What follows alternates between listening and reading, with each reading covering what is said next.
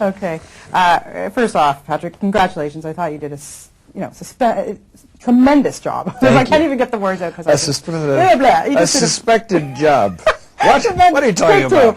Tremendous job on this film. Thank and you I just, given the Broadway background that you have, yeah. How exciting was it for you to be called and said, you got it. I know, it's pretty thrilling. It's and I kind of missed the boat on the show. I came to New York in '95. The show had already been running for a while, and I just got started on this track of really originating shows. I was on the road for a couple of years with different shows, and so I felt like, well, certainly the days of Raoul are done, and would I ever do the Phantom on Broadway? I don't know. It's not really my thing right now. But I've always loved the music. I've always grown up with the music, and my exposure to musical theater was first shows I saw were Starlight Express and Cats, and I knew Evita and a teeny dinner theater. I've known Andrew's music for so long, and it's such a thrill to sing it. So I'm glad that they waited this long to do it, and I'm glad that I'm in the movie. Now, Sir Andrew knew of you, obviously, because you had been in Full Monty in Oklahoma and all these things. But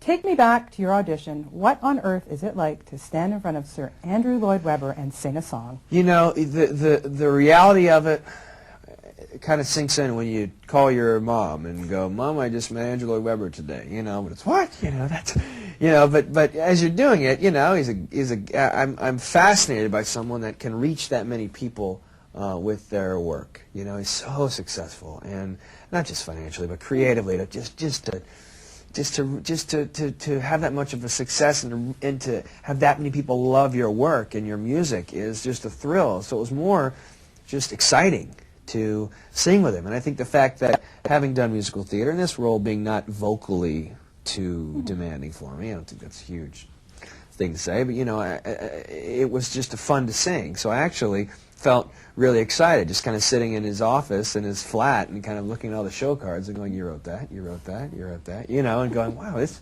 you wrote that. That's pretty cool." It was but he makes you feel so at ease, and it was really pretty. And I can't stand auditioning, but he made it pretty stress-free. What song did you do? Well, I ask of you. I sat there and sang with Simon Lee, the musical director, who's not nearly as attractive as Emmy, but I don't think that's a huge shock. Yeah, that's one of my favorite tunes. It's a I great one. told you this last night on the line that I have been listening to the CD over and over, and that's the one that I just keep listening to. Yeah. How amazing was it to do that with Emmy and just? I know, it was such a great day, a great experience to do that, and I love the fact that Joel put Jerry in, put the Phantom into the background, and it gave it a whole different aspect. And and my parents were there that day and we were shooting it, so you really felt like, oh my, this doesn't get more romantic. Just when you think it can't, snow starts falling. You're like, oh my God, this is so romantic. And kissing Emmy over and over and over isn't too bad. It wasn't too bad. No, it was fine. It's always a bizarre part about the business, but equally enjoyable. Why do you think people just love this show? I mean, over 70 million people have seen the Broadway show. I know, it is really crazy. I think even taking this musical away from the equation, Phantom of the Opera has been told so many different variations, so many different stories for 100 years, and Hunchback and Beauty and the Beast and all these other stories, fairy tales. It's been told for so long. So the success of finding true love and seeing beyond the person's appearance and wanting to be loved for who you are and for we all have our dark side. You can identify with all these characters, and that coupled with this music, it's the melodies in this score are unbelievable and a thrill to sing, but equally to hear. You never get tired of it. It's just his song and the differences in song, the styles of song. It's a great combination of pop and musical theater. It's how he really solidified that form of taking a very classical musical theater, and then you got the rock sense of Superstar, and then he takes it. And he's the one, better than anybody, who puts two and two together. And it pays off. There's the combination. Yeah, big time. Why was Joel Schumacher the perfect man to direct this film? Well, it's funny. Joel came along. They kind of tell the story of him from The Lost Boys. You look at, I made 2 movies, except, Angels in America is a miniseries. I don't have the kind of know-how that to say why Joel's the greatest director of it, but I certainly just think when I look at Joel's work as a fan, and I see Lost Boys, I see Flatliners, certainly the gothic sense of those. I see the dark side of, say, Falling Down. You know, the intimacy and of phone booth. You know, being confined to a you know, he really challenges himself, and that's an awesome thing to see and to work with and to creatively. It's always inspiring to be around people that want to get better and do better work, and he loves. Andrew's faith in him shows on the screen. Joel's faith in the project shows on the screen. And that you can see that they've been friends for 16 years and that Joel's wanted to do this for so long. And I'm glad that it took that long. Not only because I get to be in the movie, but just you're able to make a shameless, old-fashioned musical, trust the work, don't need to put people above the title. You're able to do that now because of the success of this show. And you don't necessarily feel like you're losing the theater audience. You keep the core audience, but you open it up to people that maybe couldn't afford to see the show, maybe and have their own experience at the cinema versus on the stage. And I think Joel just captured it. Yeah, he did a great job.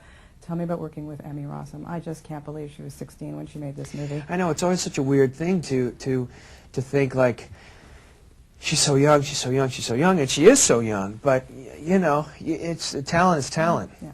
However old you are, she is such a smart woman and such a smart actress, and those are the interesting things to me. You know, everything else and the stardom and this and that surround her really kind of go out the window when you're kind of just one-on-one. In our experience, certainly mine and Jerry's with her was just one-on-one, and it's a difficult role to be able to take the audience on this journey and really have a viable option with both of these men. And at different times, you know, you're pulling for both of us, hopefully, you know. Yeah. And she did that so skillfully. And she's a very confident and a wonderfully gifted singer and an actress. So you see it on the screen. You see her emotion and her emotional line through the screen, and how she grows up just as a person throughout the movie, much less as a character. Yeah, your voice is blended so beautifully. I mean, doing the recordings for this, was that taxing on you?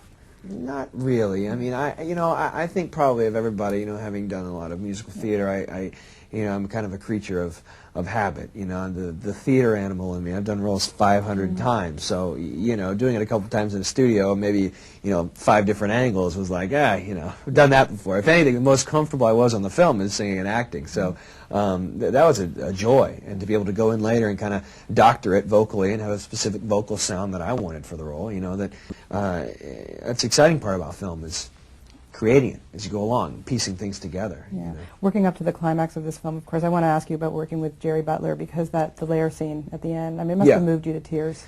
Well, it did. It did, you know, for both of us, and that's what you see on the screen. That's the greatest thing about filmmaking, when you can capture the spontaneity. You know, it's and when it works, it's there, and you know, you can't. It's almost weird to you can't really judge it or sit outside of it, because, or at least we can't, because we left our guts on that screen, and we.